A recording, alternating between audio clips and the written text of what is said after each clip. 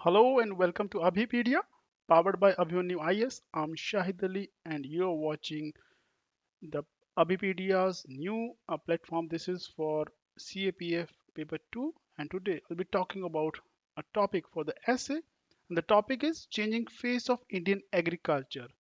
So कौन-कौन मेरे साथ जुड़ गया है काइंडली मार्क योर प्रेजेंट ताकि पता लगे we can start our session. Yes guys, कौन कौन है मेरे साथ? और इससे पहले मैं शुरू करूँ session, let me introduce these are the gems कि जो हमारी सिलेक्शंस हुई हैं, देयर आर 28 सिलेक्शंस जो हमारे जो स्टूडेंट्स रहे हैं, and I congratulate them all. उसके अलावा this is a very important announcement कि जो हमने कोर्स लॉन्च किया है फॉर दिस पेपर टू, आपको पता ही है क्योंकि पेपर वन इज समथिंग जो सभी को लगता है आसान है। ऑन दी अदर हैंड जो पेपर टू है उसमें लोग जो है जो स्टूडेंट्स हैं वो प्रॉब्लम फेस करते हैं क्योंकि वहाँ पे डिस्क्रिप्टिव है, ऐसे टाइप क्वेश्चंस हैं, आपको रिपोर्ट लिखनी है, आपको आर्ग्यूमेंट्स देने हैं। तो उसके लिए जो हमने कोर्स लॉन्च किया है there will be around 150 live classes होगी, उसमें टेस्ट सीरीज होंगी, प्रैक्टिस क्वेश्चंस आपके लिए होंगे। और द इम्पॉर्टेंट थिंग इज कि यू कैन अवेल इट। और शुरू में अगर आपको पसंद नहीं आते तो आप छोड़ सकते हैं। तो there is a 7 day free trial. तो 7 डे ट्रायल के बाद आप अगर कंटिन्यू करना है चाहें तो कर सकते हैं। I am damn sure you will like it. Yes, कौन कौन जुड़ गया है? Hi everyone, very good evening. So चलिए शुरू करते हैं हम अपने ऐसे changing face of Indian agriculture. इसमें हम क्या बात करेंगे? जय हिंद Anamika, Sanjeev, very good evening, that's great, thank you so much.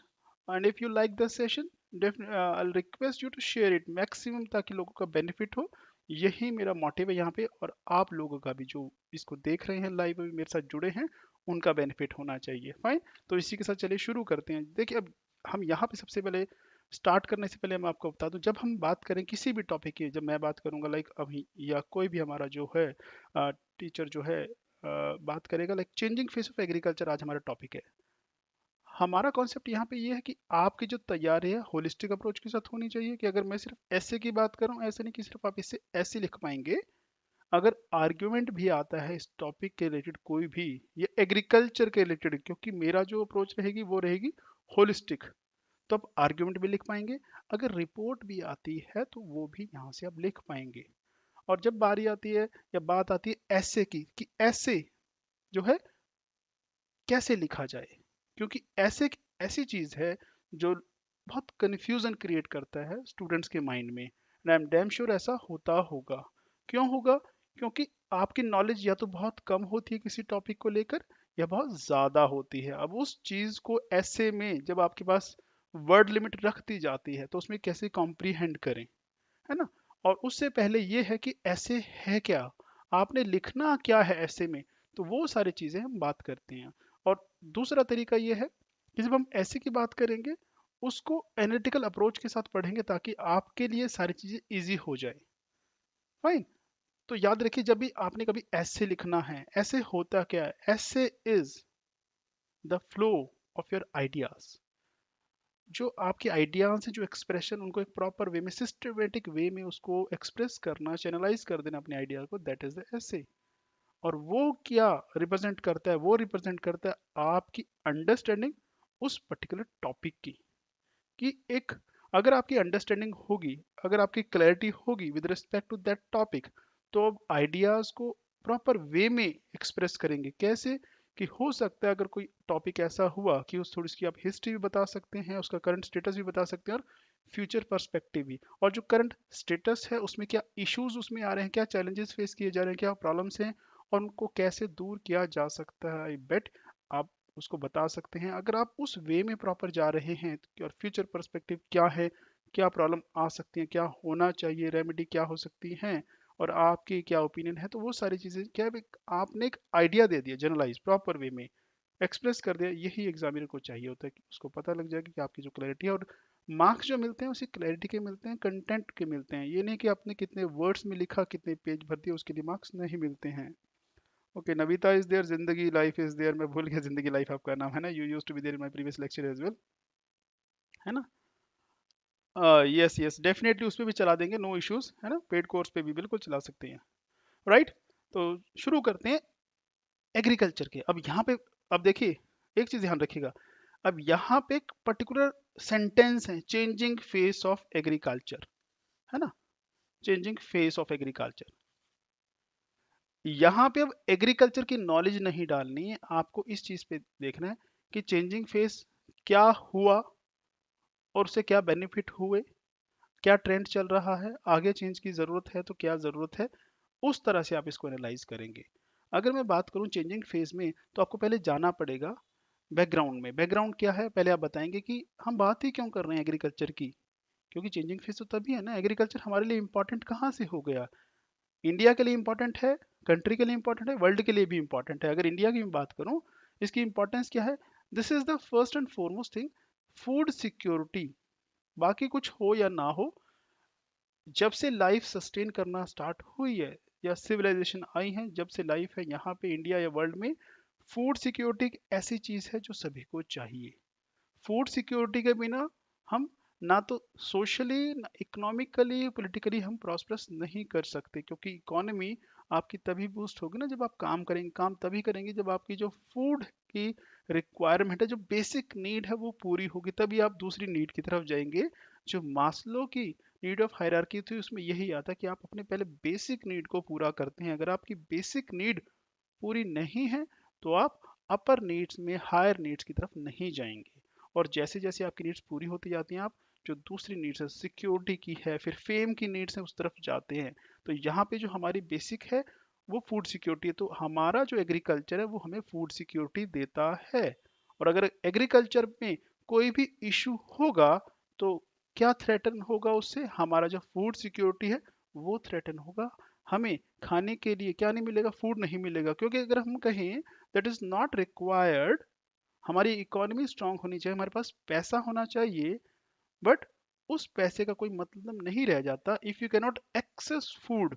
क्योंकि दो चीजें होती हैं जब आप फूड सिक्योरिटी की बात करते हैं, मेन जो दो हैं, वैसे तीन कंपोनेंट होते हैं, एक होता है फूड की एक्सेसिबिलिटी, दूसरा होता है फूड की अफोर्डेबिलिटी, और तीसरा होता है उसका न्यूट्रिशन वैल्यू जो है, यूटिलाइजेशन। कि अगर मैं बात करूं फूड एक्सेसिबिलिटी और फूड अफोर्डेबिलिटी की, जिसके पास पैसा है he can afford the food, वो तो तब करेगा ना जब फूड अवेलेबल होगा, फूड एक्सेसिबल होगा। अगर फूड ही नहीं होगा तो अफोर्ड कौन कर पाएगा। तो उसके लिए इट इज रिक्वायर्ड कि हम क्या करें, फूड सिक्योर करें। फूड सिक्योर कब होगा, तब जब आपका एग्रीकल्चर सिक्योर है। So it is of prime importance. उसके अलावा जो हमारी इकोनॉमिक लाइफ है इंडिया की, चाहे आप वर्क फोर्स कह लीजिए, जो एम्प्लॉयमेंट अपॉर्चुनिटीज कह लीजिए, और आपको ये भी पता है जो हमारा इंडिया है कहाँ रहता है, गांव में रहता है। और शायद आपको याद हो जो मेरे साथ थे पिछले लेक्चर में, smart cities versus smart village की हमने बात की थी, है ना, उसको एनालाइज किया था। तो हमने उसमें देखा था कि इंडिया में कितने विलेजेस हैं, अप्रोक्सीमेटली 6.5 लाख गांव है, जहाँ पे अप्रोक्सीमेटली 70% पॉपुलेशन रहती है। तो 70% पॉपुलेशन जो है विलेजेस में रहती है। और विलेजेस में जो मेन ऑक्यूपेशन है वो क्या होता है, वो एग्रीकल्चर ही होता है जी। यानी कि 70% जो पॉपुलेशन आपकी एग्रीकल्चर की तरफ है।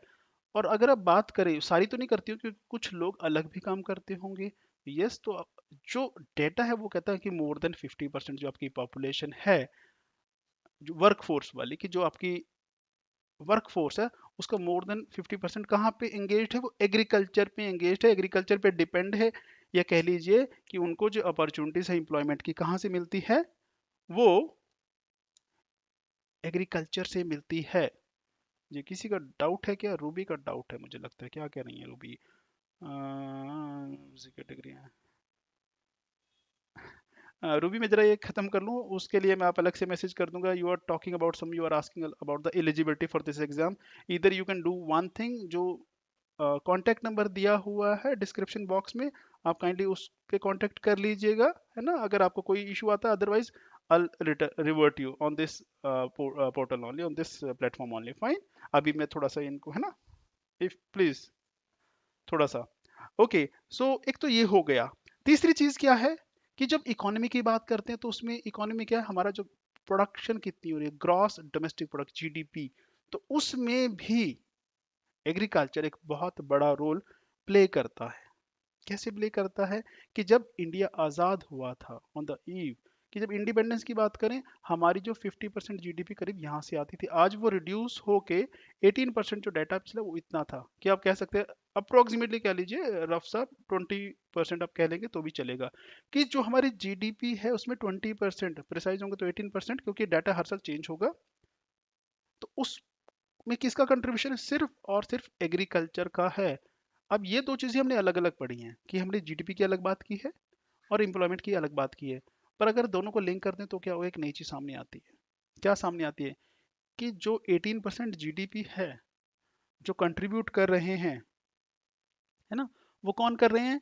वो 50% पॉपुलेशन कर रही है। 50% पॉपुलेशन को मिल रहा है 80%, 18%, और जो बाकी 50% है उसको बाकी का जो 80% है वो ले रही है, यानी कि डिस्पैरिटी है। और अगर एग्रीकल्चर को कुछ हुआ तो जो इसमें एंगेज है लोग, 50% ऑफ द पॉपुलेशन जो है वर्कफोर्स की, उस सभी को अफेक्ट होगा। और उनके साथ जो उनके हाउस होल्ड जुड़े हुए हैं, घर जुड़े हुए हैं, वो भी अफेक्टेड हो जाएंगे, यानी कि एक बहुत बड़ा डिजास्टर होगा।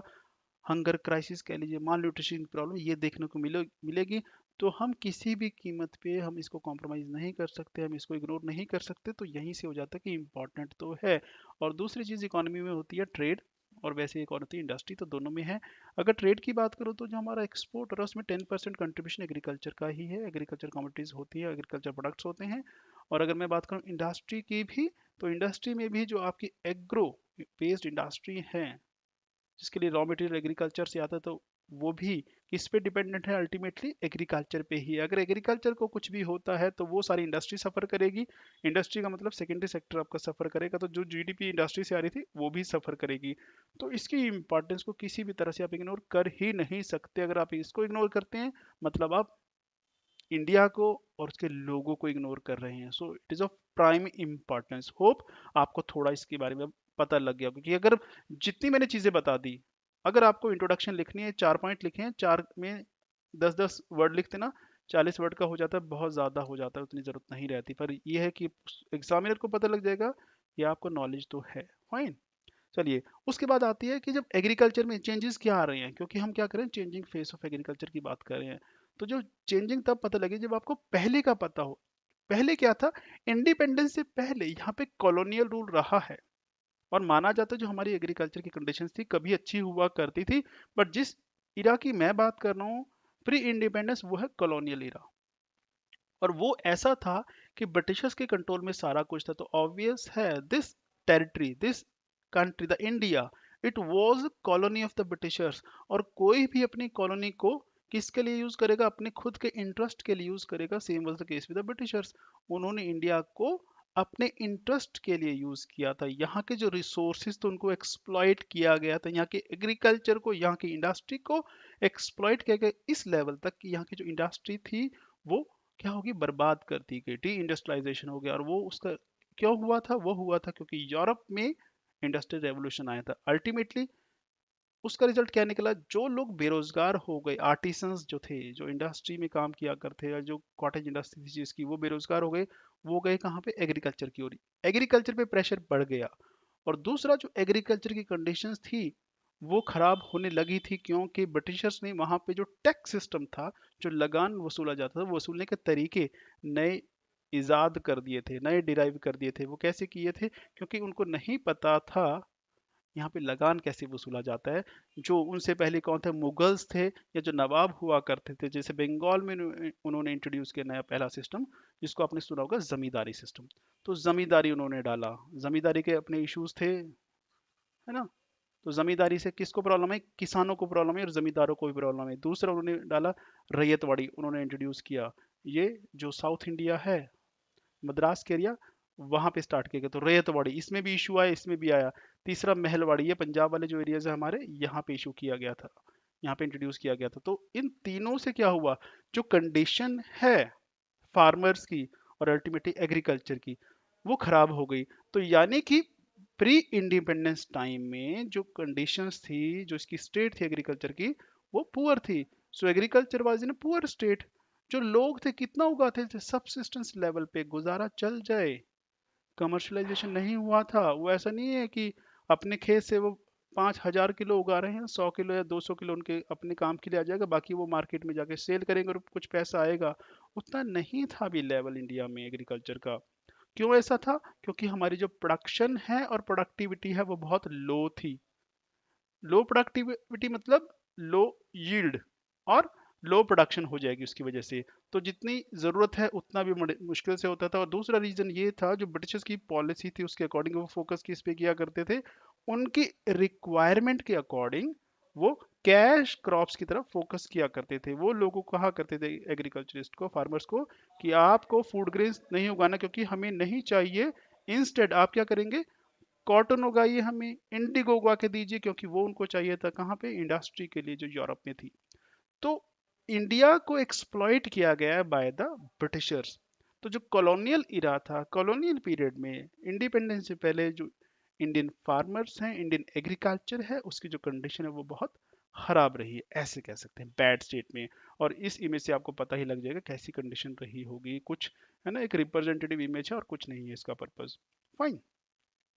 उसके बाद जब हमने आज़ादी हासिल कर ली इंडिपेंडेंस में, तो उसको मैंने दो ग्रुप में कर दिया, दो पार्ट में क्यों कर दिया। एक वो कि जब इंडस्ट्रियल रेवोल्यूशन तब तक नहीं आया है, और दूसरा वो स्टेज जो एग्रीकल्चर का फेस है वो तब चेंज हो गया जब इंडस्ट्रियल रेवोल्यूशन इंडिया में आ गया। तो उसको दो ग्रुप में बांट सकते हैं, पहले 20 ईयर्स और बाद का जो पीरियड अब तक चल रहा है, जो उसको हम कहेंगे प्री ग्रीन रेवोल्यूशन पीरियड, है ना। ये मैंने खुद बनाया, किसी बुक में तो ऐसा नहीं है, मुझे नहीं पता, ये मैंने खुद डिवाइस किया सारा। तो उस टाइम क्या था, उस टाइम जो कंडीशन थी वो इस पिक्चर से आप देख सकते हैं। अगेन वही है कि डिसगाइज्ड अनएम्प्लॉयमेंट है, फैमिली मेंबर्स काम कर रहे हैं, और यहाँ पे मैकेनाइजेशन नहीं है, एनिमल जो है फोर्स को यूज किया जा रहा है, और जो इनके पास इक्विपमेंट्स हैं वो भी कोई मैकेनाइज नहीं है, ट्रैक्टर नहीं यूज कर रहे हैं। प्लो जो है वो वुडन प्लो है, उसमें आयरन यूज हो रहा है, वही जो है मैनुअल लेबर से सारा कुछ काम हो रहा है। तो उससे होगा क्या, यील्ड लो होगी इनकी, लो प्रोडक्शन होगी।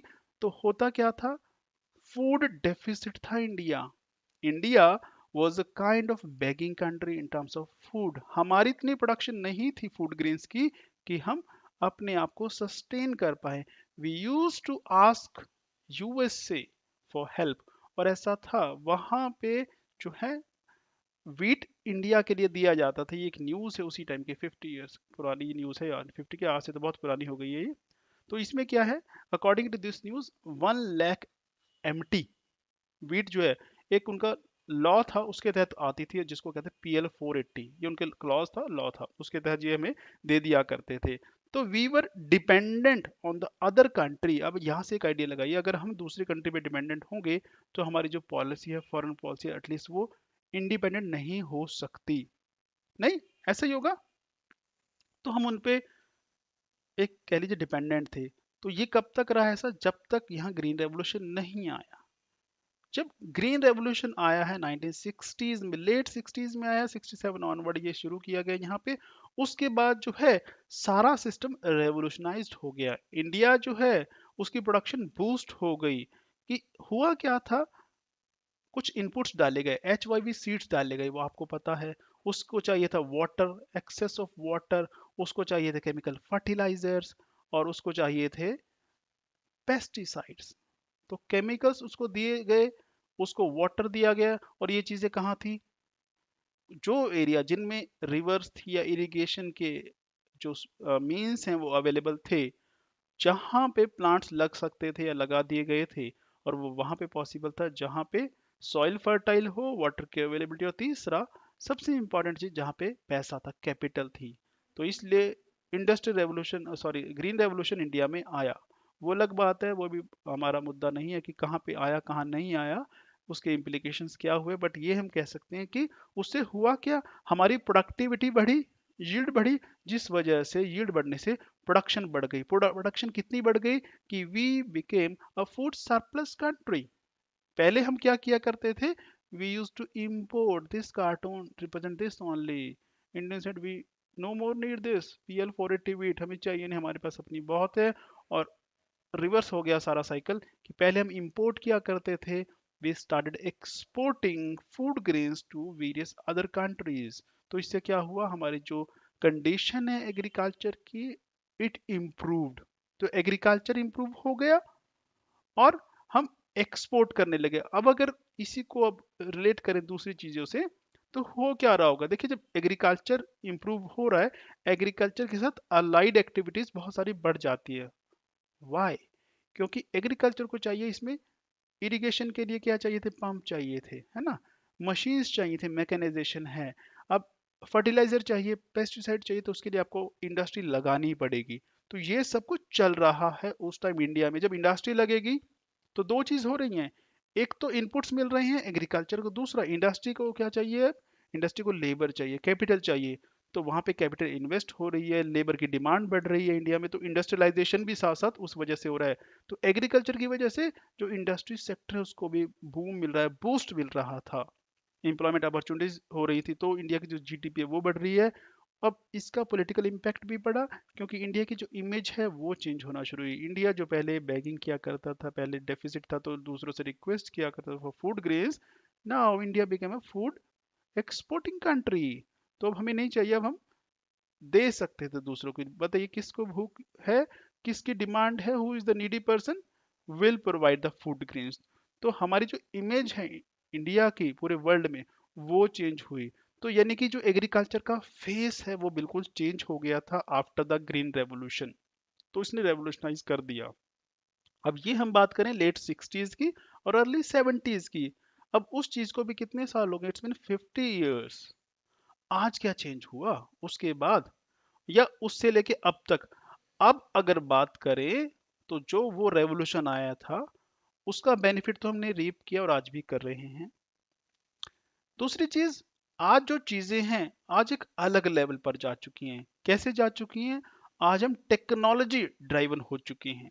जो एग्रीकल्चर है, जिसको सबसे बैकवर्ड सेक्टर माना जाता है, कि आप सर्विस सेक्टर को बहुत एडवांस सेक्टर मानते हैं, और जो मैन्युफैक्चरिंग है सेक्टर है उसको थोड़ा सा कम मानते हैं। पर जो एग्रीकल्चर सेक्टर है उसको हम क्या आज भी क्या कहते हैं? बैकवर्ड सेक्टर है। जो लोग उसमें एंगेज्ड हैं वो भी बैकवर्ड हैं, कुछ ऐसा ही है। क्योंकि जहां जहाँ एग्रीकल्चर होता है वो रूरल एरियाज होते हैं, रूरल एरिया हम क्या कहते हैं? These are the backward areas, यही माना जाता है। बट जो आज का एग्रीकल्चर है, it required scientific knowledge, it require the use of biotechnology, it require the use of information technology, it require the use of satellite, GIS, mobile, these application. तो variety है इसमें। तो अब जो एग्रीकल्चर है उसमें ड्रास्टिक चेंज आ चुका है। अब ऐसे कंपेयर कर सकते हैं कि there is one illiterate person और दूसरा है लिटरेट पर्सन, और दोनों को एग्रीकल्चर में दिलचस्पी है, इंटरेस्ट है, दोनों चाहते हैं एग्रीकल्चर करना। तो क्या होगा? The one who is illiterate, है ना, तो इलिटरेट है तो वो क्या करेगा? जो उसकी नॉलेज है, जो उसने अक्वायर किया उसी को, और जो पुरानी नॉलेज चल रही है उसी को वो यूज करेगा। But who is literate, who is well educated, वो क्या करेगा? वहां पे साइंटिफिक नॉलेज को इंट्रोड्यूस करेगा इन एग्रीकल्चर, और उस नॉलेज की वजह से अब वो क्या करेगा? साइंटिफिक टेक्निक, इरिगेशन के लिए साइंटिफिक टेक्निक, सॉइल में कौन से सीड डालने हैं, कौन सी फर्टिलाइजर, साइंटिफिक टेक्निक वो लगाएगा। कितनी इरिगेशन होनी चाहिए, कितना टेम्परेचर पे मेंटेन करना है, कितना पानी कब डालना है, वो साइंटिफिक देखेगा। वेदर फोरकास्टिंग वो चेक करेगा, वो आईटी का यूज करेगा। हो सकता है बायोटेक भी यूज करे, बीटी, जैसे वो बीटी कॉटन है, बीटी ब्रिंजल, उसको पता है कि किससे प्रोडक्शन कितनी हो सकती है। तो दोनों को अगर कंपेयर करेंगे तो बायोटेक्नोलॉजी या साइंटिफिक या जो एजुकेटेड होगा वो अपनी नॉलेज को यूज करके मल्टीप्लाई कर सकता है, और वो क्या बन सकता है? कॉर्पोरेट सेक्टर में कन्वर्ट हो सकती है चीज, जो कि जिसको हम बैकवर्ड कहते थे। तो आज जो फेस वो चेंज हो चुका है। क्या कह रहे हैं Deepesh? Make video on important topics, essay argument reports. Deepesh, मुझे लगता है आप शायद पहले वीडियो नहीं देख रहे हैं, हम ऑलरेडी ये चीज़ कर रहे हैं, है ना। पहले भी वीडियो हमारे ऑलरेडी बन रहे हैं पेपर 2 को ही लेके। ओके गौरव, क्या करें? Primary sector still considered. Yes, बिल्कुल ये प्राइमरी सेक्टर ही तो है ना, प्राइमरी सेक्टर है और प्राइमरी ही रहेगा। क्योंकि अभी जो इसका फेस है चेंज होना शुरू हुआ है। और शायद अगर आप मेरी पहले वीडियो देखते हो तो हम कई बार ये बातें कर चुके हैं, इंडिया का जो अभी एजुकेशन लेवल है वो लो है। लिटरेसी ही 75% है इंडिया में। Why to talk about the education level? अभी तो 25% लोग हम खुद एडमिट करते हैं कि वो इलिटरेट हैं। यहाँ पे लिटरेसी बात नहीं बनने वाली, यहाँ पे अंडरस्टैंडिंग चाहिए, एजुकेशन अच्छी चाहिए हमें। और उसका एक तो एजुकेशन चाहिए, दूसरा उसका सही इस्तेमाल चाहिए, the use of that knowledge in your profession, कि अगर आप एग्रीकल्चर कर रहे हैं तो उसमें उसको इस्तेमाल करें। ऐसा मैं क्यों कह रहा हूं, क्योंकि आज अगर आप रिलेट करेंगे कि जो भी लोग काम करते हैं, चाहे वो सेल्फ एम्प्लॉयड हैं या वो एम्प्लॉयड हैं, गवर्नमेंट सेक्टर में है या प्राइवेट सेक्टर में है, और जो उनकी क्वालिफिकेशन है दोनों को मैच कर लीजिए, मोस्ट ऑफ द टाइम आप पाएंगे या मेजोरिटी लोग आप ऐसे पाएंगे जो वो मैच नहीं करेगी। फॉर एग्जाम्पल, हो सकता है आपको लगेगा जो इंजीनियर है, डॉक्टर है, वो वही प्रोफेशन में है जिसकी उनके पास डिग्री है। एक चार्टेड अकाउंटेंट है, उसकी सीए की डिग्री है। ये लोग वो हैं जिनके पास प्रोफेशनल डिग्री है। उनको छोड़ दीजिए, उसे बाहर आ जाइए। और शायद मैंने एक लेक्चर भी लिया था इस चीज़ पे, एजुकेशन पॉलिसी पे। अगर आप मेरे साथ जुड़े हो तो आपको शायद पता होगा। और अगर ये लेक्चर अगर आपको लगता है कि दिस इज समथिंग कि यूजफुल है आपके लिए, I request you to share with your friends. अभी भी जो लोग बैठे हैं तो शेयर कर सकते हैं लाइव, ताकि उनका भी भला होना चाहिए। क्योंकि मेरा टारगेट और मोटिव यही रहता है कि बेनिफिट हो सभी का। जो भी लेक्चर देख रहे हैं यहाँ पे हैं या बाद भी देखें, लाइव रहेंगे तो ज़्यादा क्वेश्चन आप कर पाएंगे, ज़्यादा हम इंटरेक्ट कर पाएंगे। और जितना इंटरेक्ट करेंगे, क्योंकि जितने लोग आप सवाल करेंगे मेरे लिए उतना अच्छा रहेगा उसको और ज़्यादा एक्सप्लेन करना, है ना। बहुत सारी चीज़ें हो सकता है मेरे माइंड से अभी स्किप कर जाए, बाद में मुझे लगे कि यस ऐसे भी सोचा जा सकता था। क्योंकि आप लोग मुझे पता है बहुत ही इंटेलिजेंट लोग हैं, है ना। चलिए वापस आ जाते हैं, ज़्यादा दूर नहीं निकलेंगे। Fine the page, all right.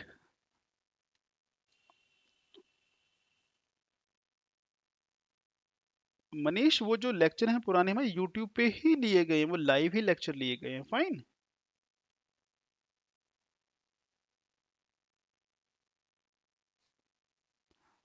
Okay Sanjeev, ऐसा कुछ नहीं होता, कैसे भी दीजिए। It is always your expression. जो आप बोलते हैं, जो आप लिखते हैं, वो मैटर करता है। किस लैंग्वेज में लिखते हैं वो मैटर नहीं करता है। फाइन। तो चलिए अब हम बात करते हैं जो ट्रेंड है, हमारे रिसेंट ट्रेंड क्या चल रहे हैं। अभी जो एग्रीकल्चर है उसमें क्या चेंजेस इतने 50 सालों में आया है। अगर हम देखें तो कुछ इंपॉर्टेंट पॉइंट्स उठा लेते हैं हम। जैसे मैकेनाइजेशन है, ये ग्रीन रेवोल्यूशन से शुरू हुआ था, है ना। आज इसका लेवल बढ़ चुका है, और आज इतना नहीं है कि ये पूरे इंडिया में फैल गया हो, बट फिर भी जो उसकी रीच है मशीन्स की, वो ऑलमोस्ट हर जगह पहुंच चुकी है। पहले ऐसा नहीं था। इनिशियली ग्रीन रेवोल्यूशन से पहले आपने देखा होगा कि सारा कुछ जो पुरानी मूवीज है ना, वो 70s वाली देख लीजिए, मेरे देश की धरती सोना उगले, उसमें सब काम हाथों से ही होता था।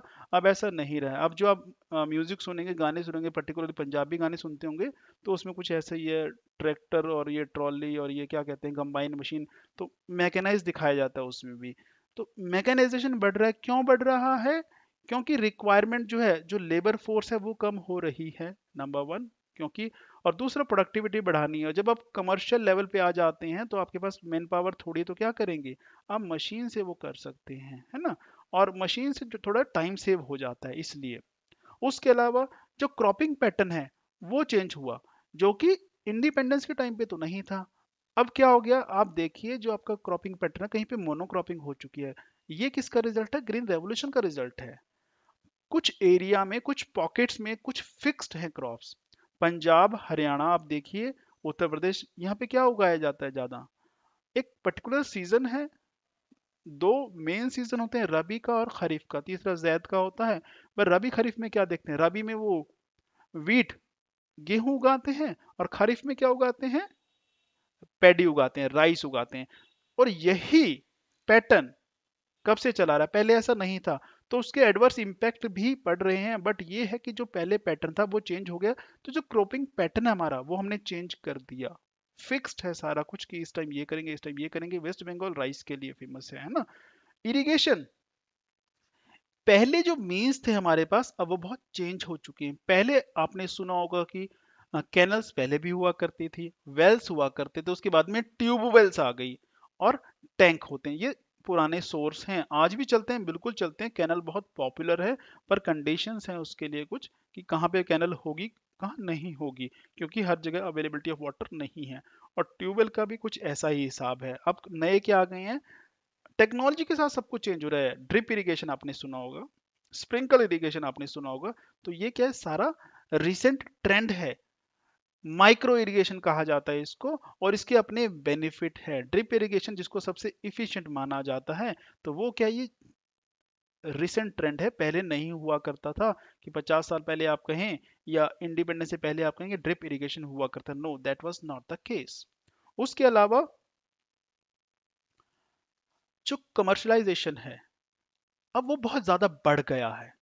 पहले जैसे हमने बात की, पहले क्या होता था, सबसिस्टेंस लेवल पे था कि अगर लोग हैं गांव में, अगर वो खेती करते हैं, किस लिए करते हैं, मेजॉरिटी सिर्फ अपने लिए उगाते थे, ताकि उनका, उनकी फैमिली का गुजारा साल भर का चल सके, ताकि अगली क्रॉप तक वो खाना खा सके। उसमें से कुछ जो बच गया वो सेल करके कुछ जो दूसरी नीड्स है वो पूरी कर ली जाती थी। अब ऐसा नहीं होता है, अब हो सकता है साइड बिजनेस भी चलता हो एक किसान का, और जो एग्रीकल्चर में वो इन्वेस्ट करता है वो किस लिए करता है कि जो वहां से प्रोड्यूस होगा उस सारी को वो मार्केट ले जाके सेल करेगा, और उससे जो पैसे आएंगे उस पैसे का वो यूज करेगा फॉर, या for meeting his families expenditure. तो कमर्शलाइजेशन हो गया हर चीज का, अब वो इंडस्ट्री के लिए रॉ मटेरियल दे रहा है। फॉर एग्जाम्पल कि अगर लेज की फैक्ट्री है, उसको पोटैटो चाहिए, तो किसान तो रोज पोटैटो खाएगा नहीं ना भाई, उसको रोटी चाहिए खाने को, राइस भी चाहिए। वो पोटैटो उगा रहा है, क्यों उगा रहा है, कमर्शलाइजेशन है। कॉटन उगा रहा है, क्यों उगा रहा है, कमर्शलाइजेशन है। कॉफी उग रही है, कमर्शलाइजेशन है। रबड़ उग रही है, कमर्शलाइजेशन है। रबड़ खाने की चीज नहीं है, बट स्टिल ग्रो की जाती है, प्लांटेशन होती है, क्योंकि कमर्शलाइजेशन है। Agriculture is contributing in the trade, in industry, in the export or in the GDP of the economy. Plantation होने लगी है अब हर चीज की, अलग अलग तरह की प्लांटेशन है। पहले हम देख रहे थे किस तरह की प्लांटेशन है, कॉफी के प्लांटेशन, रबड़ की प्लांटेशन, अब कुछ नई आ गई है जिसको एग्रो फॉरेस्ट्री आपने सुना होगा। अब एग्रीकल्चर लैंड पे पॉपुलर यूकलिप्टस ये प्लांट कर दिए जाते हैं, एग्रो फॉरेस्ट्री की तरह आप कह सकते हैं कि जो आपके खेत है उसमें प्लांट लगा दिए जाते हैं, और वो किस काम आते हैं, अल्टीमेटली पार्ट ऑफ एग्रीकल्चर है, और वो आपको एक क्या देके जाते हैं, रिटर्न देके जाते हैं, बहुत अच्छी रिटर्न देके जाते हैं, चाहे उसको टाइम लगे, बट फूड वो नहीं देंगे। तो ये नया पैटर्न इवॉल्व है, एक नया ट्रेंड इमर्ज हो रहा है, एक्सपोर्ट बढ़ रहा है इसका। और ये नहीं कि जब आप एग्रीकल्चर की बात करते तो उसका एक एस्पेक्ट फूड ग्रेन या फूड नहीं होता, बहुत सारे एस्पेक्ट हैं फूड के भी या एग्रीकल्चर के भी। डेयरी भी उसी में आएगा, पिस्किकल्चर भी उसी में आएगा, एपीकल्चर भी उसी में आएगा, तो सारी चीजें पार्ट ऑफ एग्रीकल्चर ही हैं। अगर हम पिस्किकल्चर को, अगर हम जो फिशरीज है यानी कि उसको कर रहे हैं प्रमोट, तो वो भी क्या है, हम एग्रीकल्चर को ही प्रमोट कर रहे हैं। उसको हम एक्सपोर्ट भी करते हैं, तो अल्टीमेटली क्या है, एक्सपोर्ट भी बढ़ रहा है हमारा, किस वजह से, एग्रीकल्चर की वजह से, है ना। लाइक हॉर्टिकल्चर है, फ्लोरिकल्चर है, फ्लावर्स उगाए जाते हैं, किस लिए उगाए जाते हैं, एक्सपोर्ट क्वालिटी बनाई जाती है, एक्सपोर्ट किए जाते हैं। तो ये सारा किस चीज का पार्ट है, सब एक्सपोर्ट के लिए है। तो ये एक नए ट्रेंड इमर्ज हो रहे हैं जो पहले नहीं हुआ करते थे। पहले इंडिया में ऐसा नहीं था कि खेती किस लिए की जा रही है, या एग्रीकल्चर की जो अलग अलग सेक्टरों में काम किस लिए किया जा रहा है, एक्सपोर्ट के लिए। पहले अगर किसी ने डेयरी चलाई है अपने खेत के साथ, किस लिए चलाई है, अपना घर का दूध हो जाएगा, तो इसलिए हुआ करते थे। उसके अलावा मार्केटिंग, मार्केटिंग के लिए सरकार बहुत कुछ कर रही है, क्योंकि मार्केटिंग एक ऐसी चीज है, अगर आपको पता हो कि आप कुछ भी कर लीजिए, आप बहुत अच्छा प्रोडक्ट बना लीजिए, अगर वो सेल नहीं हो रहा है, it is of no use. ये मैं कैसे लिंक करूंगा एग्रीकल्चर के साथ, कि जो भी किसान प्रोड्यूस करता है, प्रॉब्लम कहाँ पे है, जब हम बात करते हैं ना कि सेम ही क्रॉप क्यों उगाई जाती है, उससे हमारी सॉइल खराब हो रही है, अलग क्यों नहीं है, क्योंकि उसको पता अगर उसने उगाया कुछ और, कौन परचेज करेगा। क्योंकि आलू की अगर मैं बात करूं, पोटैटो की बात करूं, जब मार्केट में इनिशियली नया नया आता है, उसकी कॉस्ट ज्यादा होती है, 20 रुपीज 30 रुपीज पर किलोग्राम। और बाद में जब सप्लाई बहुत ज्यादा हो जाती है, उतनी डिमांड नहीं रह जाती है, it comes down to 2 rupees per kilogram. तो ये क्या हो गया, मार्केटिंग ना होने का नतीजा है, और उस वजह से किसान क्या करता है, उगाता ही नहीं है। उसे एडवर्स इम्पैक्ट पड़ रहे हैं, उसके हमारे एग्रीकल्चर लैंड पे पड़ रहे हैं, लैंड का डिग्रेडेशन हो रहा है, बिल्कुल हो रहा है, क्योंकि मार्केटिंग नहीं है उसकी प्रॉपर। उसको नहीं पता कि अगर उसने ग्राउंडनट्स उगा लिए, उसने फ्रूट्स उगा लिए, अगर वो सेल नहीं हुए तो क्या करेगा, उसका सस्टेन कर पाएगा। अगर उसने अनियन उगा ली और सेल नहीं हुई, अनियन के अगर सब पता लगा सारा जो गांव है वो अनियन ही उगा रहा है और उतनी डिमांड नहीं है, तो कितना देर रख लेगा उसको कोल्ड स्टोरेज में, और कोल्ड स्टोरेज का अभी अपने चार्जेस होते हैं। तो marketing is very very important, जिस पे काम किया जा रहा है। तो ये नए ट्रेंड इमर्ज होने की, पहले मार्केटिंग कौन करता था, कोई भी नहीं करता था। मार्केटिंग गवर्नमेंट एपीएमसी एक्ट लेकर आई थी, जिसके पीछे एबॉलिशन की बात की गई थी, जो फॉर्मूला बने थे जिनको बड़ा शोर मचाया गया था उस चीज को लेके। तो वो क्या है, गवर्नमेंट फैसिलिटेट कर रही है। और शायद पता होगा आपको, इसीलिए गवर्नमेंट ने क्या अनाउंस किया था, एमएसपी अनाउंस की जाती है कुछ क्रॉप्स के लिए, 24 क्रॉप्स के लिए। किस लिए? ताकि किसान को अश्योरेंस हो कि जो वो प्रोडक्ट उगा रहा है उसका कुछ कीमत तो मिलेगी, और उसका जो एफर्ट्स है, उसका जो पैसा है वो वेस्ट नहीं जाएगा। he'll get at least something out of it। फिर स्टोरेज फैसिलिटीज, जो स्टोरेज फैसिलिटीज है उसमें ड्रास्टिक चेंज आ रहा है। ड्रास्टिक ऐसे, पहले स्टोरेज हमारे पास नहीं हुआ करती थी, छोटी मोटी स्टोरेज हुआ करती थी क्योंकि हमारी प्रोडक्शन उतनी नहीं थी। प्रोडक्शन बढ़ी, स्टोरेज चेंज हुई। और तीन तरह की स्टोरेज आपको पता होगी। एक होती है जो ओपन स्टोरेज होती है, तो जो ओपन स्टोरेज है उसको नाम दिया जाता है कैप का, CAP। इसको कवर एंड प्लिंथ बोला जाता है। जो ओपन में आप देखते हैं स्टैकिंग करके ऊपर से ब्लैक जो पॉलिथीन शीट्स होती हैं वो कवर कर दी जाती हैं, है ना। यस गौरव, बिल्कुल ठीक है, उसकी हम बात करेंगे, है ना। तो वो कर दिया था। दूसरा होता है गोडाउंस, जो कवर्ड गोडाउंस होते हैं। जो कवर्ड गोडाउन है वो दो तरह के हैं। एक वो पुराने हुआ करते थे, जनरल हायरिंग पे ले जाते हैं जनरल गोडाउन। दूसरे साइंटिफिक गोडाउन, जो गवर्नमेंट की स्कीम है, पीजी स्कीम, उसके तहत वो ले जाते हैं। तीसरा जो ये इमेज आपको दिख रही होगी, तो इस इमेज में देख लीजिए, ये क्या है, ये साइंटिफिक स्टोरेज है। स्टील साइलोज इनको बोले जाते हैं। ये बनाए जा रहे हैं, ये नया ट्रेंड इमर्ज हो रहा है। क्यों? क्योंकि हमारी इंडिया की जो प्रोडक्शन है वो बहुत ज़्यादा है, रिक्वायरमेंट से ज़्यादा है। हमारे पास बफर स्टॉक इतना होता है कि अगर एग्रीकल्चर प्रोडक्शन ना हो, एग्रीकल्चर फेल भी हो जाए, तो 2-3 साल तक हम अपने आप को, अपनी कंट्री को सस्टेन कर सकते हैं। इतने बफर स्टॉक हमारे पास हैं। और ज़्यादा बफर स्टॉक होने का लॉस ये होता है कि वो डैमेज होना स्टार्ट हो जाते हैं। तो डैमेज ना हो तो बेटर क्या है, उसके लिए स्टोरेज उसकी अच्छी होनी चाहिए। तो जो साइंटिफिक स्टोरेज है, this is called scientific steel silo. तो साइलोज हैं जो यूरोपियन कॉन्सेप्ट है, इंडिया में पहले नहीं हुआ करता था, अब ये होने लगे हैं। बट इसके इश्यूज हैं, वो आगे बात करेंगे। इश्यूज हैं इसके भी, अब क्योंकि अभी जितनी रिक्वायरमेंट है उसके कंपैरिजन में निग्लिजिबल है ये चीजें, है ना। तो ये चीज हो गई। उसके अलावा एग्रो फॉरेस्ट्री जैसे मैंने बात की। और कुछ नए ट्रेंड क्या आ रहे हैं, नए ट्रेंड आ रहे हैं ऑर्गेनिक फार्मिंग की। ऑर्गेनिक फार्मिंग क्या है कि जो ग्रीन रेवोल्यूशन है उसके एडवर्स इम्पैक्ट इतने देखने को मिल रहे हैं। कैसे मिल रहे हैं? आपकी जो लैंड है वो डिग्रेड हो रही है, उसमें क्या जा रहा है, केमिकल्स जा रहे हैं। वो केमिकल्स क्रॉप के अंदर जा रहे हैं, फूड के अंदर जा रहे हैं, हमारी बॉडी के अंदर जा रहे हैं। तो हम रियलाइज कर रहे हैं कि इसका जो इफेक्ट है हमारी बॉडी पे वो एडवर्स पड़ने वाला है ना। तो जो अगर एडवर्स इम्पैक्ट पड़ेगा तो हमने क्या सोचा, हमें वो चाहिए जहां पे क्रॉप्स के अंदर ये चीजें ना यूज होती हूँ, ये मतलब केमिकल्स ना यूज होते। तो वहां से कॉन्सेप्ट निकाला गया ऑर्गेनिक फार्मिंग का। और ये मार्केट में बड़ी कॉस्टली चीजें मिलने लगी कि ये क्या, दिस इज ऑर्गेनिक, केमिकल नहीं यूज है। और वो, अब मुझे नहीं पता हुए कि नहीं हुए, पर वो हो जाता है। और मैं वैसे बात करें, अगर आप लोग, हम जैसे डिस्कशन कर रहे हैं, भाई जो पहले इंडिपेंडेंस से पहले, इंडिपेंडेंस के बाद, जब तक के केमिकल फर्टिलाइजर नहीं थे, तब वो सारा ऑर्गेनिक हुआ करता, वो गोबर वगैरह यूज़ किया करते थे, है ना। कंपोस्ट यूज़ किया करते थे, और उसी से सारा हुआ करता था। तो यानी कि हम दोबारा से पीछे गांव की ओर ही जा रहे हैं और कुछ नहीं कर रहे हैं, ऐसा भी कह सकते हैं। तो अगेन इसको हम वैसे एग्जाम के पर्सपेक्टिव से बोलेंगे कि ऑर्गेनिक फार्मिंग जो है वो प्रमोट हो रही है। तो ये नया एक जो है चेंज आ रहा है। उसके अलावा इनोवेशंस हो रही हैं, टेक्नोलॉजी यूज की जा रही है। अब वो दो तरह की है, चाहे वो जो आपको दिख रहा है, और ये आईटी कह लीजिए, और नैनो टेक्नोलॉजी। नैनो टेक्नोलॉजी क्या है कि एक जीन लेवल पे जाके, नैनो पार्टिकल्स नैनो लेवल पे जाके उसमें जो चेंजेस करना जीन में, वो है कि फॉर एग्जांपल कि एक क्रॉप है जो आपने उगानी है कहाँ पे, जहाँ पे वाटर सप्लाई कम है। फॉर एग्जांपल राजस्थान, जहाँ पे रेनफॉल कम है, ड्रॉट कंडीशंस रहती हैं, तो वहाँ पे आप वीट नहीं उगा सकती। बट कुछ ऐसे प्लांट्स हैं जो वहाँ पे उगते हैं। तो according to nano technology, GM crops जो हैं, जो जेनेटिकली मॉडिफाइड क्रॉप्स हैं, कि उसका जीन उस क्रॉप को उसमें डाल दीजिए जो आपको उगानी है, तो आप क्या कर सकते हो, उसको मॉडिफाई कर देंगे, जो आप क्रॉप उगाना चाहें वो उग जाएगी वहाँ पे भी। और ये स्टार्ट किया गया, उसके अपने एप्रीहेंशंस हैं कि इसमें ये प्रॉब्लम होगी, वो होगी। बट बीटी ब्रिंजल आपने सुना होगा, बीटी कॉटन आपने सुना होगा, मस्टर्ड सुना होगा, है ना। बीटी बैसिलस थ्यूरोजेनेसिस है, बैक्टीरिया है जो उसमें हेल्प करता है ना। तो ये चीजें हैं। तो ये सब चीजें क्या है, ये पुराना नहीं है, कुछ पहले ऐसे नहीं होता था। ये जो हमने देखा मैकेनाइजेशन वो ग्रीन रेवोल्यूशन की में स्टार्ट हो चुका था, बट अब जो है बिल्कुल ड्रास्टिक चेंज आ रहा है ना। अब प्रिसीजन फार्मिंग है। प्रिसीजन फार्मिंग क्या है?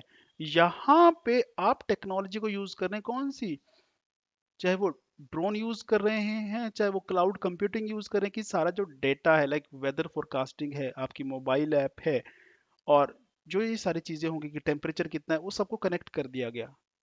आपके प्लांटेशन को कितना पानी चाहिए, आपके मोबाइल पे मैसेज आएगा, कब चाहिए, कितना चाहिए, और आप क्या करोगे, आपको स्प्रे करना है तो आप ड्रोन का इस्तेमाल कर सकते हो। आप आइडिया लगा सकते हो वेदर फोरकास्टिंग क्या कह रही है, तो कब क्रॉप हमें हार्वेस्टिंग कर लेनी चाहिए, कब सो करनी चाहिए। तो इसमें मशीन्स यूज हो रही हैं, इसमें आईटी यूज हो रही है, इसमें सैटेलाइट का इस्तेमाल हो रहा है, इसमें आप जीपीएस जो सिस्टम है वो यूज कर रही हैं। अब ड्रोन को हम मैपिंग के लिए भी यूज कर सकते हैं कि आपके किस किस एरिया में जो है लाइक फील्ड है आपका, उसमें क्रॉप में कोई प्रॉब्लम तो नहीं आ रही, उसमें पेस्ट तो नहीं लग रहा, तो ये सारे एनालाइज किससे कर सकते हैं, ड्रोन से कर सकते हैं। तो this is a part of precision. तो आईटी यूज हो रही है। तो ये सारे जो ट्रेंड हैं हमारे किस में इमर्ज हो रहे हैं आज के एग्रीकल्चर में, तो ये हमारा जो एग्रीकल्चर का चेंजिंग फेस है वो ये चीजें हैं कि वो एग्रीकल्चर था, पहले भी एग्रीकल्चर ही था जो इंडिपेंडेंस से पहले था, इंडिपेंडेंस के बाद ग्रीन रेवोल्यूशन तक भी वो एग्रीकल्चर ही था, बट दोनों में चेंजेस थी। बट ग्रीन रेवोल्यूशन के बाद जो चेंजेस आया वो एक नया फेस आया, और आज जो है, आज भी एग्रीकल्चर ही है, बट अगर कंपेयर करें तो स्टेज बदल चुकी है, आपकी टेक्निक्स बदल चुकी है।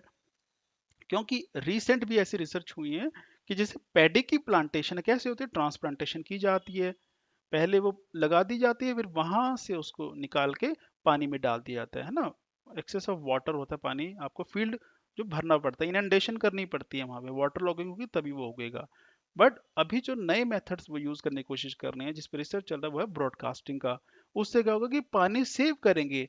तो आप दो चीजें साथ कर, रिसर्च एंड डेवलपमेंट भी कर, रिसर्च कर रहे हैं क्योंकि आपको पता है वाटर क्राइसिस हो सकता है, साथ में आपको प्रोडक्शन भी बढ़ानी है, तो इश्यूज तो हैं। तो उससे जो फेस है एग्रीकल्चर का वो चेंज हो रहा है, टेक्नोलॉजी बढ़ रही है तो आप टेक्नोलॉजी को भी यूज करने की कोशिश कर रहे हैं, बायोटेक्नोलॉजी आई वो आप यूज कर रहे हैं, जीपीएस आया, सैटेलाइट है, वो सारा ड्रोन आए, वो सब आप यूज करने की कोशिश कर रहे हैं, इंफॉर्मेशन टेक्नोलॉजी है, तो सब कहाँ यूज कर रहे हैं, यहाँ पे यूज कर रहे हैं। किस लिए? ताकि आप जो एनवायरमेंट है, जो इकोलॉजी है, उसको में बैलेंस मेंटेन कर पाए। वाई? कि अगर बैलेंस मेंटेन नहीं रहा तो history has witnessed so many drastic changes. There were civilizations which were declined, which were destroyed because of the ecological imbalance only। कि इकोलॉजी अगर बिगड़ जाएगी, रेनफॉल पैटर्न बिगड़ गया, आपके जो है डिफोरेस्टेशन हो गया, रेनफॉल नहीं आ रही है, ड्रॉट आने लगा, तो ग्रेजुअली क्या होगा, फूड प्रोडक्शन डिमिनिश हो जाएगा या जीरो हो जाएगा, और बिना फूड के वी कैन नॉट सस्टेन। तो लोग या तो मूव कर जाएंगे या लोग खुद ही इलिमिनेट हो जाएंगे, और ऐसा पहले हो चुका है। तो हमें हिस्ट्री से सीखना चाहिए, और शायद इसीलिए हम ये कोशिश कर रहे हैं। आप देखते हैं कि क्लाइमेट चेंज को लेकर कितनी एफर्ट्स चल रही हैं वर्ल्ड ओवर में, किस लिए चल रही है, एनवायरनमेंट को प्रोटेक्ट करना है, क्योंकि फूड सिक्योरिटी को बहुत बड़ा खतरा होने वाला है अगर हमने ध्यान ना दिया तो ये तो कुछ है कि हमारे जो ट्रेंड चल रहे हैं। अब इस ट्रेंड में जो हमारा एग्रीकल्चर है वो क्या चैलेंजेस फेस कर रहा है, मैंने कुछ मोटे मोटे से ले लिए हैं, और इतने रिक्वायर्ड हैं, बहुत हैं इतने, है ना, उससे ज़्यादा ज़रूरत नहीं पड़ने वाली, क्योंकि उतना बड़ा ऐसे आपको लिखने की ज़रूरत नहीं पड़े, जितने पॉइंट्स हैं इसमें आप 1500 वर्ड्स का भी ऐसे लिख सकते हैं, so do not worry about it. तो यहाँ से अगर आप 10-10 वर्ड भी लिखेंगे ना एक पॉइंट पे, तो आपके ऐसे अच्छे बन जाएंगे। तो चैलेंजेस क्या हैं अभी हमारे एग्रीकल्चर को, अगर मैं बात करूँ, सबसे जो इम्पोर्टेंट चीज़ है, पॉपुलेशन बढ़ रही है, उस वजह से क्या हो रहा है, फूड की डिमांड बढ़ रही है। तो ये एक चैलेंज है।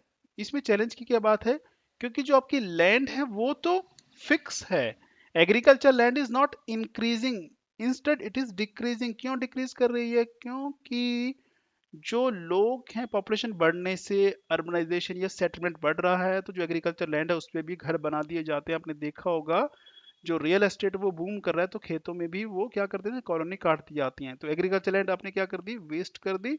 तो एग्रीकल्चर की जो प्रोडक्शन होगी वहाँ की वो आपने एलिमिनेट कर दी। होना क्या चाहिए था, पॉपुलेशन के प्रोपोर्शन में आपको प्रोडक्शन बढ़ानी चाहिए थी।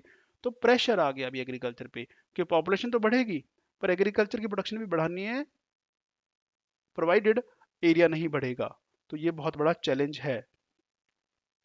रविंदर, स्मार्ट एग्रीकल्चर कह देना बहुत आसान होता है, और वही हम कोशिश कर रहे हैं, क्योंकि जब हम फील्ड में बात करते हैं प्रैक्टिकल, तब पता लगता है कि स्मार्ट कितने हम स्मार्ट हैं।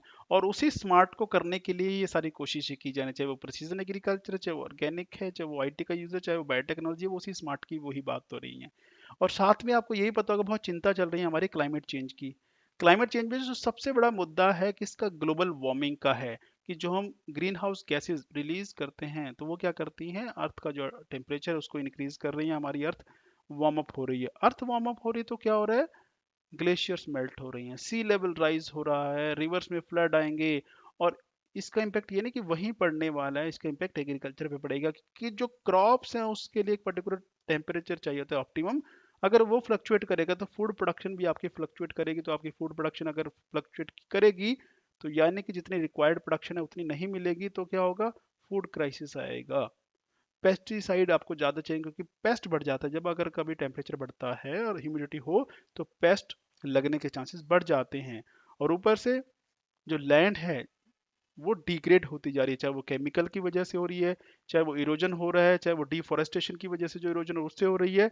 तो लैंड का जो यूज है वो चेंज हो रहा है, उससे लैंड डिग्रेड हो रही है जी, क्योंकि डिस्चार्ज घरों से भी निकलता है, इंडस्ट्री एफ्लुएंट्स भी हैं, तो वो भी लैंड को डिग्रेड करे, और land is required for agriculture, और उसको आप डिग्रेड कर रहे हैं। तो दोनों तरफ से क्या है, प्रॉब्लम ही प्रॉब्लम है। सोल्यूशन तो ढूंढना पड़ेगा, है ना, कि प्रॉब्लम ही प्रॉब्लम है, सोल्यूशन कोई मिला नहीं, सोल्यूशन हमें ही ढूंढना पड़ेगा। जो लैंड होल्डिंग्स है वो फ्रेगमेंटेड होती जा रही हैं, क्योंकि एग्रीकल्चर के लैंड कम परचेज की जाती हैं, रादर जो एग्रीकल्चरिस्ट है उनकी जो फैमिली बढ़ती है, तो उस लैंड को ही डिवाइड कर दिया जाता है, नई लैंड बहुत कम खरीदी जाती है। तो जो पहले लैंड होल्डिंग्स थी बड़ी थी, लार्ज थी, वो छोटी होती आ रही है। इंडिया का ये हाल है। यहाँ पे जो मार्जिनल फार्मर्स हैं सबसे ज़्यादा वही हैं, अप्रोक्सीमेटली 80% फार्मर जो हैं वो स्मॉल या मार्जिनल हैं। तो यानी कि बड़ी लैंड होल्डिंग्स हमारे पास नहीं है, बड़ी नहीं होंगी तो प्रोडक्शन कैसे बढ़ा लेंगे। और ये सबसे बड़ा इशू है किसी भी चीज के लिए, चाहे आप इंडस्ट्री लगाइए, चाहे वो सर्विस सेक्टर में जाइए, चाहे एग्रीकल्चर, पैसा चाहिए आपको किसके लिए, इनपुट्स के लिए, रॉ मटेरियल के लिए। अब ये एक बहुत बड़ी चीज है, वो ना होने की वजह से, उसका एक्सेस ना होने की वजह से, कि अगर है कहीं तो एक्सेस नहीं है, कि एक किसान को या तो किसके पास जाना पड़ता है, साहूकार के, जो मनी लेंडर्स है उनके पास जाना पड़ता है, या बैंक के पास। पर उनके पास वो डॉक्यूमेंट सभी के पास नहीं होते कि वो बैंक के पास जा सके। तो जो इंस्टीट्यूशनल फाइनेंस है वो नहीं ले पाते, तो उनको क्या करना पड़ता है, जो कॉस्टली लोन है वो लेना पड़ता है, जिस वजह से उनकी जो कंडीशन है क्या होगी, ग्रेजुअली वो खराब हो जाती है, क्योंकि जो लैंड है that is being grabbed by the money lenders only. तो ये एक बड़ी प्रॉब्लम है जो फेस करता है आज का किसान। और ये इश्यूज आप अगर देखते होंगे, आप समझते होंगे, पढ़ते होंगे, तो आपने देखा भी होगा अपने सराउंडिंग में ऐसा होता है ना। मार्केटिंग जो हमने बात की बहुत बड़ी समस्या है किसानों के लिए, कि वो शिफ्ट अगर करना भी चाहे, कि लैंड डिग्रेड हो रही है, उसको पता है कि शिफ्ट कर जाना चाहिए, गवर्नमेंट भी कहती है कि शिफ्ट कर जाइए। पंजाब में, हरियाणा में ये चीज़ें चल रही हैं, हरियाणा में गवर्नमेंट ने इनिशिएट किया है एक पायलट प्रोजेक्ट, बट किसान नहीं चाहते, क्योंकि अगर गवर्नमेंट वहां पे, तो गवर्नमेंट कंपनसेट करने के लिए तैयार है, पर अगर पूरे इंडिया की बात है तो कंपनसेशन नहीं मिलने वाला। दूसरा वो कहते हैं कि ऑल्टरनेट क्रॉप जो है वो इस क्लाइमेट के अकॉर्डिंग शायद हम ना ग्रो कर पाए।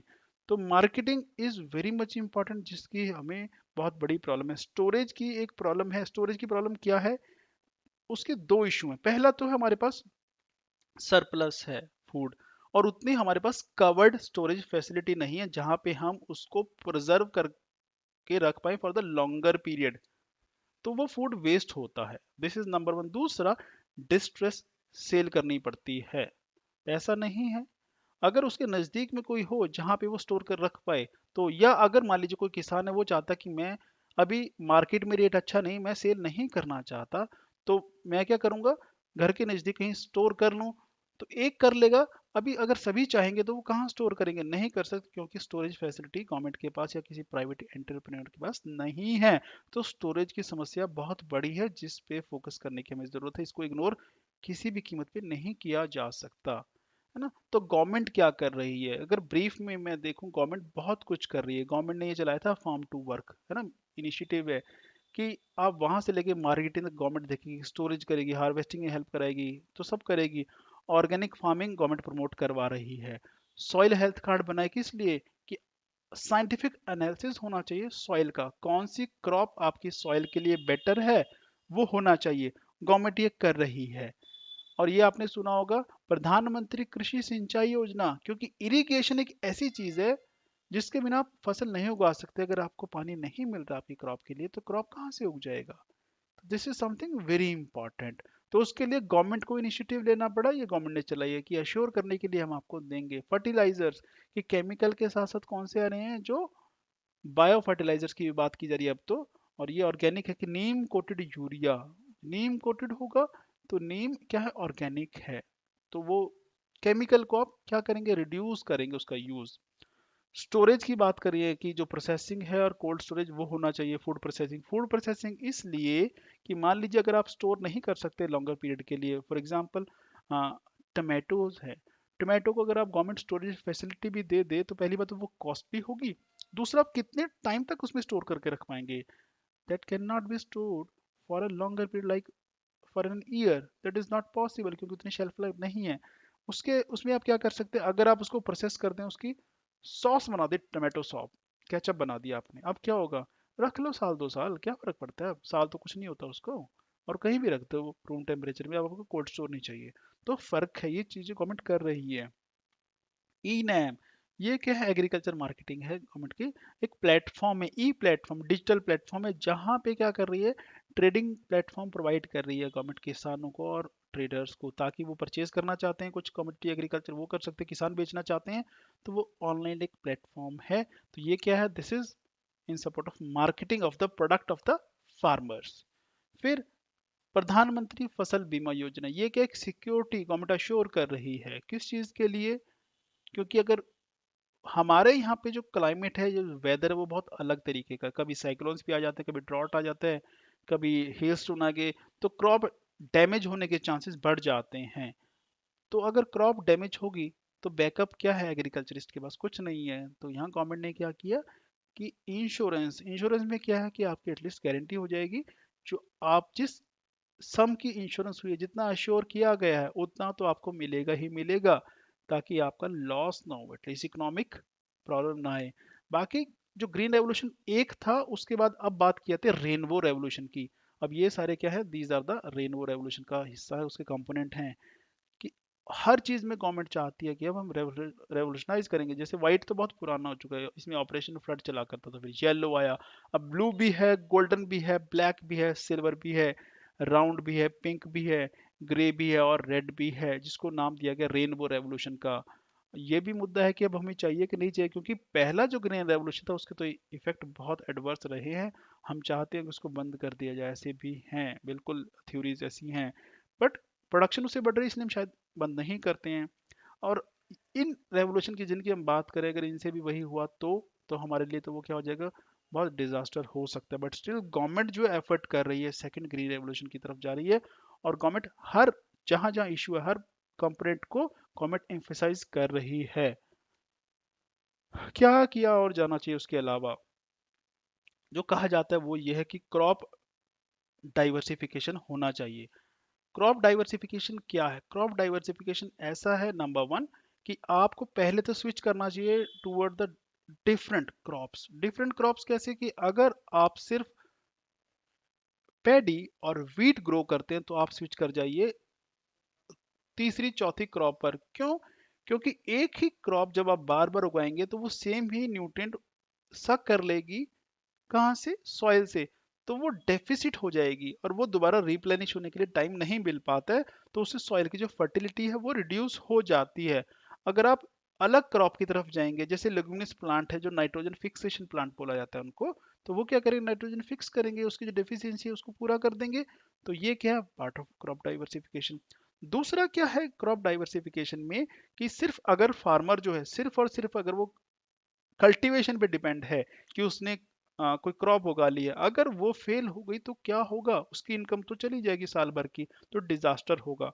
होना क्या चाहिए, डाइवर्सिफिकेशन, कि वो थोड़ा सा एनिमल हस्बेंड्री भी करे या थोड़ा सा पिस्की कल्चर, थोड़ा मछली मुछली पाल ले, कि अगर एक में लॉस है एटलीस्ट थोड़े सा या दूसरे से तो उसको क्या होना चाहिए, बेनिफिट हो जाना चाहिए, तो एटलीस्ट उसको कुछ इनकम तो अश्योर हो जाए। उसके अलावा बायोटेक्नोलॉजी, इसको में करना पड़ेगा कि बायोटेक्नोलॉजी से प्रोडक्शन के साथ साथ हम उसको रेजिस्टेंट बना सकते हैं।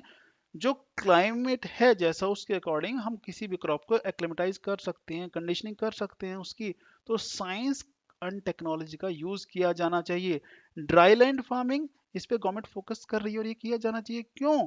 क्योंकि इंडिया में वाटर अवेलेबल पूरी जगह नहीं है। मानसून आता है वो पूरा साल नहीं आता, कुछ महीने के लिए आता है, पूरे इंडिया में नहीं आता, कुछ एरिया में है। तो ऐसे जहाँ पे मानसून आता ही नहीं है, ड्राई रहती हैं वो पॉकेट्स, जैसे राजस्थान के एरियाज हैं, डेजर्ट है, थार डेजर्ट पूरा। तो वो जो ड्राई एरियाज है वहां पे क्या कुछ भी नहीं हो सकता? नहीं, वहां पे भी उन क्रॉप्स की कल्टीवेशन की जा सकती है जो हमारे न्यूट्रिशन के लिए, हेल्थ के लिए इंपॉर्टेंट है। जैसे पल्सेस हो गए या कोर सीरियल्स हो गए, और वो हमें प्रोटीन भी देंगे, और दूसरा उनको उतनी रिक्वायरमेंट नहीं रहती है पानी की, तो उस चीज को हम कहते हैं ड्राई लैंड फार्मिंग। तो उसको फोकस करने की जरूरत नहीं है। ऐसा नहीं सोचना चाहिए कि सिर्फ पानी ही चाहिए, पानी नहीं होगा तो कुछ भी नहीं हो सकता है।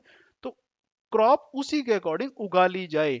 एक्सपेंशन ऑफ साइंटिफिक स्टोरेज, जो हमने बात की स्टील साइलोज की, जो साइलोज कितने हैं, अगर पूरी बात भी करें ना, 40-50 लाख एमटी से ज्यादा साइलोज तो है ही नहीं पूरे इंडिया में। और इससे ज्यादा तो अकेला पंजाब ही ग्रो कर लेता। अकेला अगर मैं बात करूं मध्य प्रदेश, इतना तो वही उगा लेता। खाली पंजाब ही अगर मैं बात करूं फूड ग्रेन, एक साल का अप्रोक्सीमेटली 300 लाख मीट्रिक टन उगाता है, सिर्फ एक स्टेट। अगर ज्यादा नहीं, 5 स्टेट भी उठा लीजिए तो बहुत सारा है। 1000-2000 लाख एमटी हम उगा लेते हैं, और है कि हमारे पास 50 लाख। तो साइंटिफिक स्टोरेज को एक्सपेंड करने की बहुत ज्यादा जरूरत है। और उसके अलावा जो एग्रो बेस्ड इंडस्ट्री है, क्योंकि एग्रीकल्चर जो है वो प्राइमरी सेक्टर माना जाता है, बैकवर्ड माना जाता है, इंडस्ट्री को आप प्रमोट करना पड़ेगा। एग्जाम्पल उठा लेते हैं हरियाणा की या पंजाब की। अब पंजाब एक ऐसा है या हरियाणा एक ऐसा है जहां पे ना तो कोई मिनरल रिसोर्सेज आपको मिलने वाले हैं, है ना, कि बिहार में मिनरल रिसोर्सेज हैं, छत्तीसगढ़ में, और वो जो बेल्ट है उड़ीसा, वहां पे है मिनरल रिसोर्सेज। तो इंडस्ट्री वहीं पे लगी हुई, जितनी भी आयरन इंडस्ट्री वहीं पे आपको देखने को मिलेगी, क्योंकि आयरन ओर ओरिएंटेड हो जाती है वो। कैपिटल तो कहीं भी ले आइए आप, कोई चक्कर नहीं है। अब यहाँ पे तो है नहीं, तो रॉ मटेरियल नहीं मिलेगा तो कैसी इंडस्ट्री लगेगी? और बिना इंडस्ट्री के कोई भी स्टेट, कोई भी कंट्री प्रोग्रेस नहीं कर सकता, डेवलप नहीं कहलाया जा सकता। तो एग्रीकल्चर से इंडस्ट्री दोनों को लिंक कर दीजिए। एग्रो बेस्ड इंडस्ट्री या फूड प्रोसेसिंग इंडस्ट्री को आपको प्रमोट करना पड़ेगा, कि उसके दो बेनिफिट होंगे। जो डिसगाइज्ड अनएम्प्लॉयमेंट है वो एलिमिनेट हो जाएगी या रिड्यूस हो जाएगी। दूसरा, इंडस्ट्रियल सेक्टर को बूम मिलेगा। इंडस्ट्री लग रही है, इंडस्ट्री लगने से क्या होगा? एम्प्लॉयमेंट अपॉर्चुनिटीज क्रिएट होंगी, और अल्टीमेटली स्टेट की जो जीडीपी है वो इंप्रूव होगी, स्टेट की इकोनॉमी इंप्रूव होगी, और लोगों का लिविंग स्टैंडर्ड इंप्रूव होगा, और उसकी अपनी खुद की डिमांड होंगी। और वो क्या होगा? उससे जो एग्रीकल्चर है उसका प्रोड्यूस इंडस्ट्री परचेज करेगी, तो एग्रीकल्चर को भी क्या मिल गया? एक मार्केटिंग मिल गई प्रॉपर। तो एग्रीकल्चर भी सस्टेन करेगा और फ्लोरिश करेगा। और जो प्रोडक्ट बनाए जा रहे हैं, ये लाइक अगर एग्रीकल्चर वो कुछ प्रोड्यूस कर रहा है तो उसकी जो शेल्फ लाइफ है वो भी बढ़ जाएगी। और दूसरा, क्वालिटी पे है। अगर आप क्वालिटी अच्छी बना सकते हैं तो आप उसको एक्सपोर्ट कीजिए, तो आप जीडीपी के साथ साथ एक्सपोर्ट में भी कंट्रीब्यूट करेंगे। फॉरेक्स रिजर्व जो है वो भी इंडिया में लेके आएंगे। तो बहुत सारी सिचुएशन आपकी जो है अच्छी हो जाएगी। तो ये कुछ स्टेप है जिसपे हम काम कर सकते हैं। फाइन इनफ जी। किसी का कोई डाउट हो तो you are most welcome to ask. I am here only for you guys. Fine. और अगर नहीं है, so I must say thank you so much, very good bye, and happy Holi to everybody. Thank you so much. Okay, ये कौन है? देश की धड़कन पैरामिलिट्री। That's great. नाम लिख दिया कीजिए देश की धड़कन, तो पता लग जाता है कि कौन है देश की धड़कन। Okay, guys, thank you so much for your time. Thank you for being here. Bye bye. Take care. See you next time. Okay, किसी का मैसेज है, गौरव कह रहे हैं, can we say that we have attend self reliant in agriculture? Yes. अरे हम तो export करते हैं। एग्रीकल्चर में सेल्फ रिलायंस का मतलब क्या है? यहाँ पे हमें बाहर से कुछ मांगने की जरूरत नहीं पड़ती, हमारे पास सब कुछ है। फूड जितना चाहिए उसे ज्यादा है आपकी कंट्री में। जो आप कहते हैं कि माल न्यूट्रिशन है, जो हम कहते हैं कि क्या कहते हैं, फूड अवेलेबल नहीं है ना, हंगर है, वो क्योंकि अनइक्वल डिस्ट्रीब्यूशन है, उस वजह से है। रिसोर्सेज का unequal distribution is another thing. तभी गवर्नमेंट को फूड सिक्योरिटी एक्ट लाना पड़ा। किस चीज के लिए? दो चीजों के लिए। Number one, accessibility. एक्सेस आपको देंगे, आपके यहाँ पे नहीं है, हम दूसरी स्टेट से ट्रांसफर करके आपकी स्टेट में लाएंगे, which is the duty of the food corporation of India, FCI. और दूसरा अफोर्डेबिलिटी। अब जो क्रॉप आई, जो गेहूं आया, वो तो 20 रुपए किलो है। गरीब आदमी जो है बिलो पॉवर्टी लाइन, वो नहीं एक्सेस कर पाएगा या वो उसको अफोर्ड नहीं कर पाएगा। तो उसके लिए अफोर्डेबिलिटी के लिए गवर्नमेंट ने क्या किया, लॉ लेके आई कि उसको 2 रुपए किलो दिया जाएगा। तो एक्सेसिबिलिटी एंड अफोर्डेबिलिटी गवर्नमेंट ने कर दिया। We are self reliant. Fine. चलिए, thank you so much guys. Thank you Gaurav, thank you Anamika, Sanjeev, paramilitary is there, Ravinder. Thank you so much. Bye bye, take care.